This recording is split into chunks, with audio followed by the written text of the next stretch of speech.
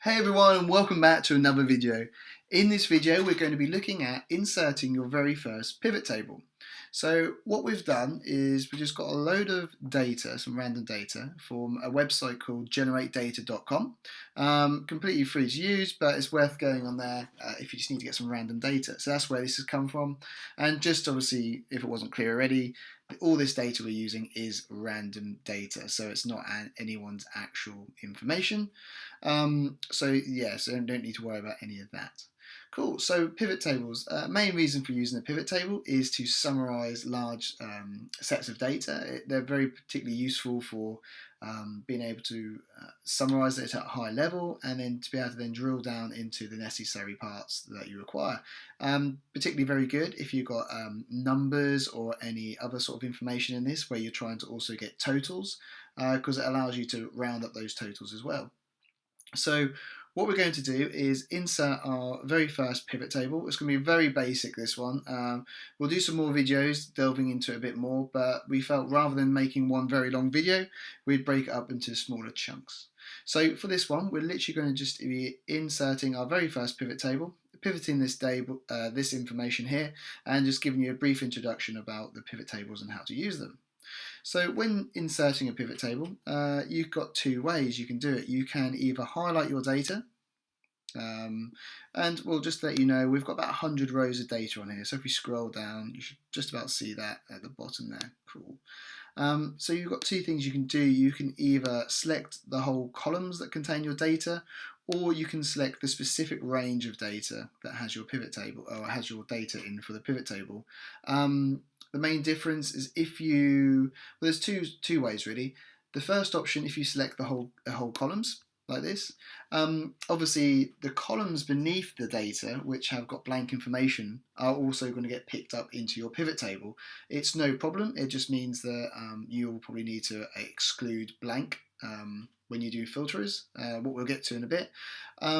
The opposite to that is if you only selected the current size of your data, what for us is down to 100 rows, so it'd be the range A1 to D100. That works great. Obviously no problems with filtering out blank information, but obviously if your data did grow and you then suddenly had 110 rows of data, you'd have to obviously make sure that you update your pivot table range so that it's factoring in these new rows. So what we're going to do is we're going to just select the whole, just the range that contains data.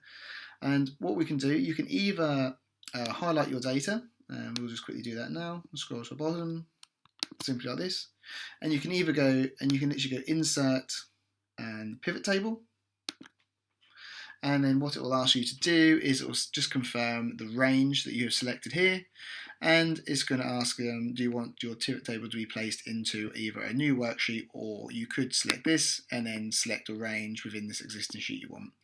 But it's always useful to put it into a new worksheet to keep it separate and go OK. An alternative method to that is if you're on this sheet here, you could go insert, select pivot table, and then select your range of data, having it already identified where you want it to be placed into. But that's just two variations you can do. So you can obviously then change the location you want the pivot table to go into if you do so here. But there you go. That's either way, it's going to get you exactly the same result. So having entered your pivot table, you will be presented with this. So you'll have this box area around here, pivot table number 1, and some brief bits of information about your pivot table. If you click any of these cells around the perimeter or the outside of that, nothing's going to look any different at all. But if you click within this area, you'll notice you now have a pivot table tools available at the top here, and you've also got some information, or this panel, forget my words out, down the right hand side. And what you'll see within there is you've got each of your fields that was in your data. So we've got country, city, address, and name in our example. We then have this lower area or quadrant of 4 boxes or 4 areas, which each has a different purpose with the pivot table. So what we have here is we've got, the first one is filters. So you can filter on a particular field in your data. The next one we have to the right is columns. So what would you like to be appearing in the columns of your data? We then have rows, so what would you like to be in the rows, and then values where we can then do some sums and counts to get totals. So what we'll do, we'll start populating this in here now. So we have country, so what we'll do is we'll just bring country into filter. And you'll see that on the left hand side where you had that previous white area, it's now looking a bit more like a table. So we can see country, and we've got this drop down here. We just increase the size of our row here. Oh, yeah. We can see country in there, and then in column B it is now, you can see you've got a drop down. And for us in our example, we only have got the United Kingdom here, so that's obviously the only option that we're going to see. What we can then do is we then want to have city as one of our rows. So what we can do is we can drag city down to the bottom left hand box and let go in rows.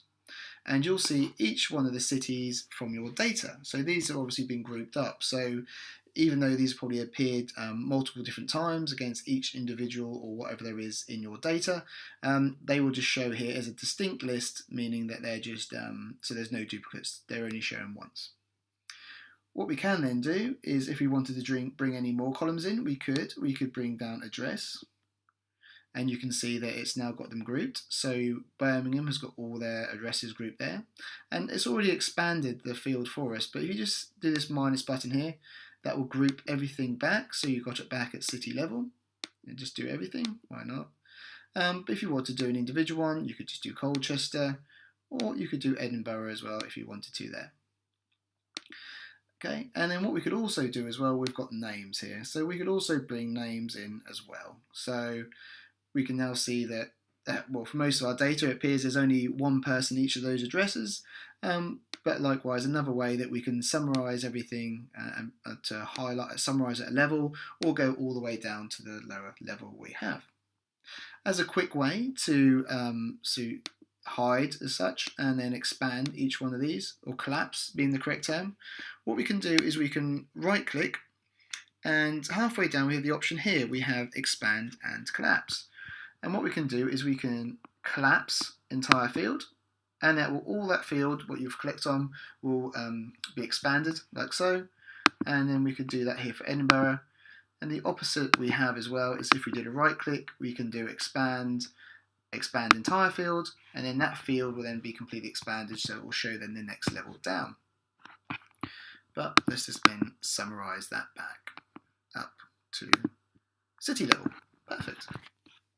So even though we've brought all of our fields into either the filter or into the rows, it doesn't mean we can't use them elsewhere. I'm just going to try and make this a bit bigger. So in value, so this is where we will be able to bring values if we want to get a summary, as in terms of a total. It could be summing data or it could be counting data.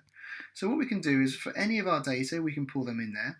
Often I will use the lowest point in this example, and we can just drag name down to this values and let go. And you can see straight away it's defaulted to a count of name. And you can see in our pivot table, it's now given us a count of the number of people in each of those locations, in each of those cities. So we can see that Birmingham has 29 people, Colchester has 15, so on and so forth, with our grand total being 100. What is spot on, because we know our rows in our data, there was 100 rows or 100 pieces of data in there. So that's obviously the perfect way that we can now start using to summarize our data.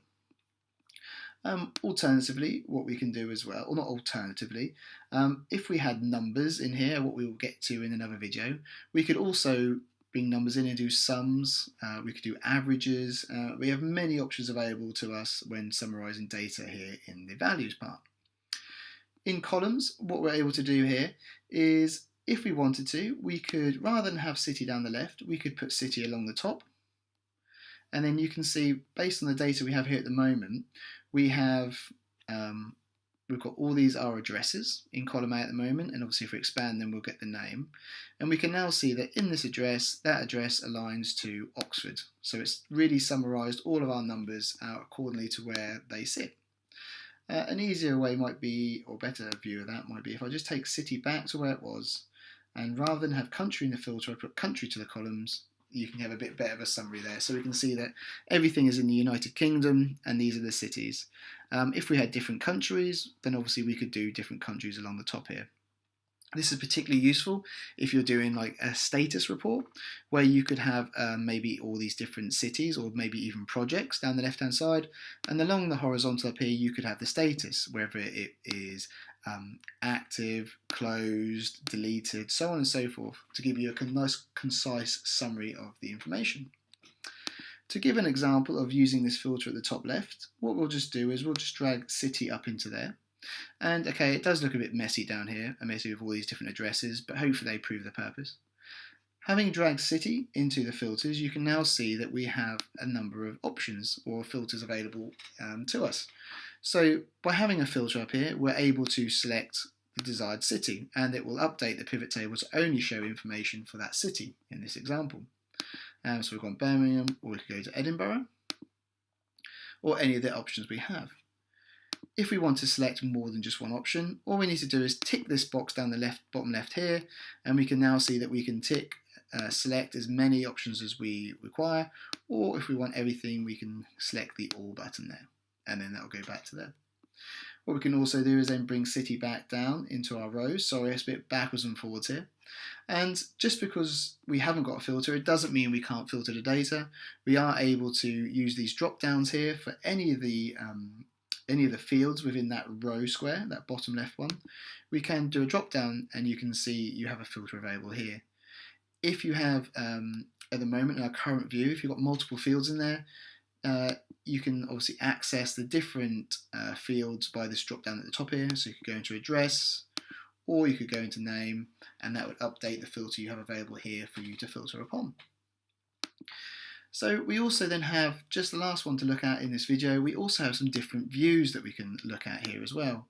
So if you go into your pivot table tools at the top here, we've got, again, many different options we've got available to us here. If we just go into design, and then we can go on the left hand side here, and we can see we have things like subtotals we can play with. We've got grand totals that we can look at as well. So if we wanted to have them only on for columns and get rid of our grand total, we can do that.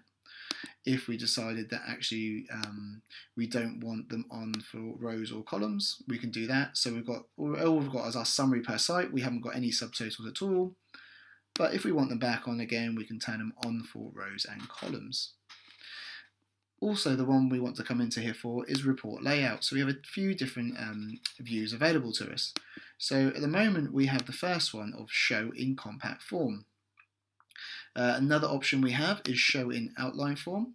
So you can see it's just slightly expanded it. So rather than all of our fields being grouped up to this single column, as we looked at before, and just go back to that just to show you.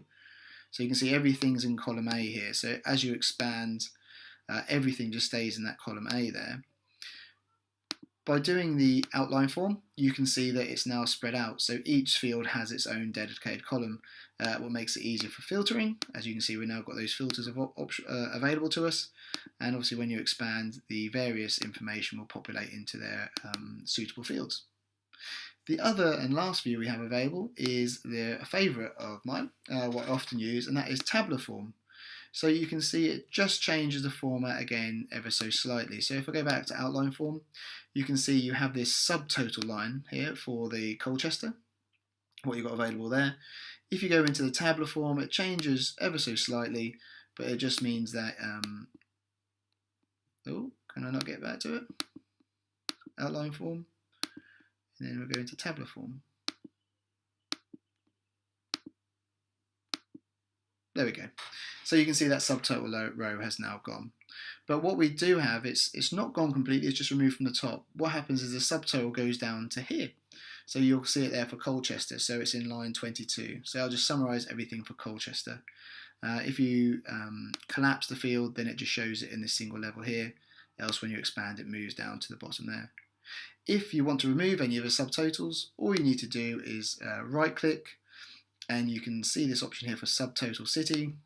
Deselect that, and you can see that subtotal goes. But it doesn't mean, but you don't lose it at this level here. You still have it available to you. It's just when you're expanding where we have that subtotal there. Okay, we think that gets to a good point of introducing you to pivot tables. So what we suggest doing is In the description to this video, you will find this exact workbook that we've been using here. Jump on in there, have a play around and see what you think. Maybe even try either deleting this pivot table or just opening a new sheet and trying to create a pivot table again from our pivot table data. And let us know how you get on. If you've got any questions, drop us a comment in below this video, or in the description to this video, along with the link for downloading the file, you'll also find a link to our website and our Facebook page. So reach out to us there if you'd rather, if you have any questions at all. And if not, we hope you enjoyed the video. Please give the video a like. As always, do give the channel a subscribe if you haven't already, and we will see you in the next video. Thank you.